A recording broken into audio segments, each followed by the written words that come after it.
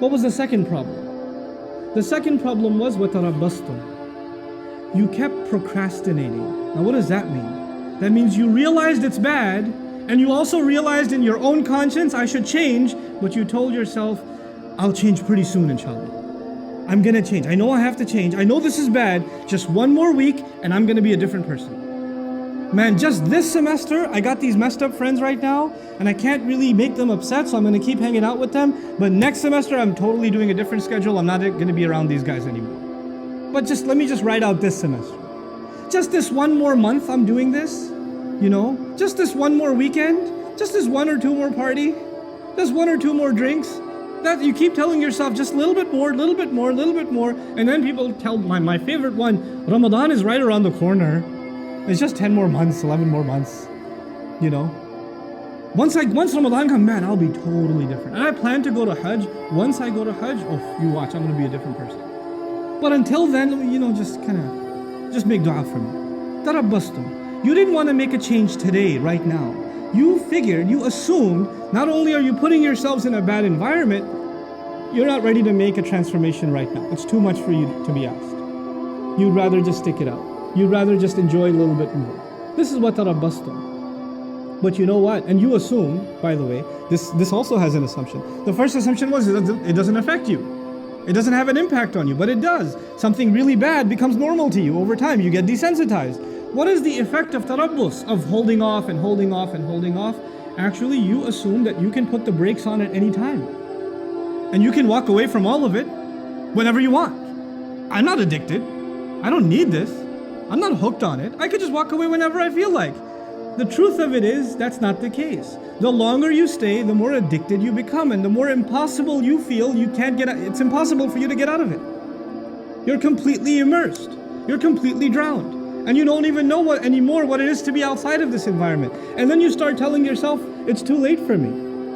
And when that happens, a guilt sets in. The guilt sets in that I'm pretty messed up. Man, I've been doing sins. I've been in this bad environment. I should have made tawbah a long time ago, but it's too late for me. And nobody likes to feel bad. Nobody likes to feel guilty. And then shaitan comes and says, why do you feel guilty? You don't have to feel guilty. The only thing that's making you feel guilty is this Islam thing. Islam says this is haram and that's a sin and that's a sin and you can't do this and you can't say that and you can't go there. Islam keeps making you feel bad, man. I want you to feel good. How true is Islam anyway? And now the thoughts start running in this person's mind, a man or a woman. Why am I even following Islam? It seems like it just wants me not to be happy. I just want to live my life, man. I just want to be free. I just want to be able to do what I want. I just want to be able to hang out with my friends. I'm not so sure about the Quran anyway. How do we even know there is a God? How do we even know? What's this hadith business? I mean, how do we even know it's authentic? And so you have this young man or woman, this Zainab, this Ali, this Fatima, this Abdullah, this Kareem, these beautiful names, and now they're starting to ask questions about, I'm not so sure about this Islam. I don't know. I have doubts. I have serious doubts. And these are not PhDs in philosophy, nor do they have exhaustive education in Islamic history where they studied it and they started developing doubts. No. They were in a bad environment. They didn't change themselves. That is the process. I've talked to hundreds of these people that literally live this ayah. They live this ayah. And then they get to a point where they have doubts. But their doubts have nothing to do with logic or reason. As a matter of fact, when you answer one doubt, they go to the next doubt. When you answer that one, they go to the next one. When you answer that one, you go to the next one. Then you say, hold on a second.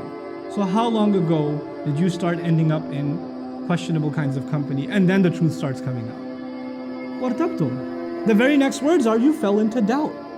You started doubting. You know what doubt will do? It'll let you off the hook. You'll be able to say to yourself, well, it's not really absolutely the truth anyway, so I shouldn't feel bad that I don't follow it. I shouldn't feel bad. And now once those doubts settle in, and you hide behind those doubts, and continue to justify your life of procrastination and putting yourself in fitna, once you get to that point, then two things are taken away from you. The desire for Jannah is taken away. The desire for making Allah happy is taken away. The desire to have that light that will make you run and get to that destination, you don't even have that in this world.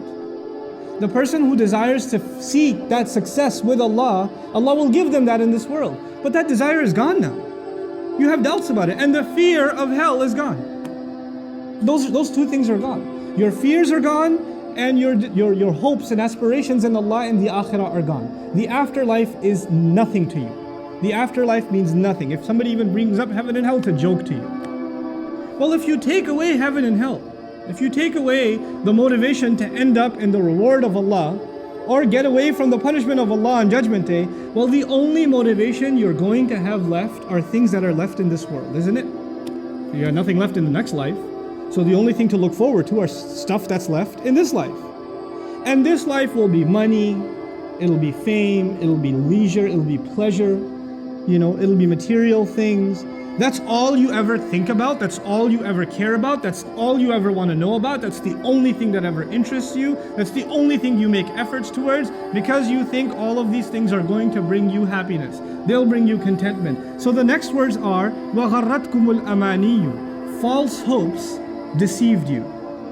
You had false hopes that some kind of worldly thing will bring you happiness, and you ran after it. You gave all of your life to it.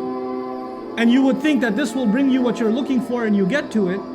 Like people wanting to see, people nowadays obsessed with the next movie that comes out, the next toy, the next device that comes out, right? Lines for the new Star Wars longer than passports for Hajj, Why? Because you need to go see it. If you don't see it, how does your life have any purpose?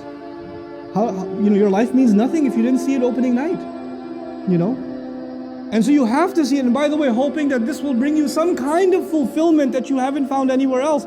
And people walk out of it and say, that was pretty awesome. And then they're bored again. Like, what do I do now?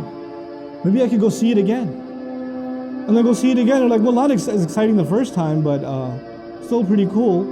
You keep looking for something more to fulfill you and fulfill you.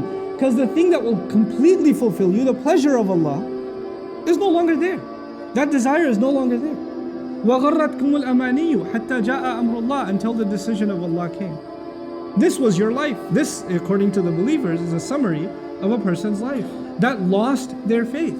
They started just with putting themselves in a questionable environment, and from there, it's a downward spiral automatically. The next thing is you start getting hooked on it, you put off, and then later on you start developing doubts, and from there, the only thing you ever work towards is worldly, lustful, material gain, material desires.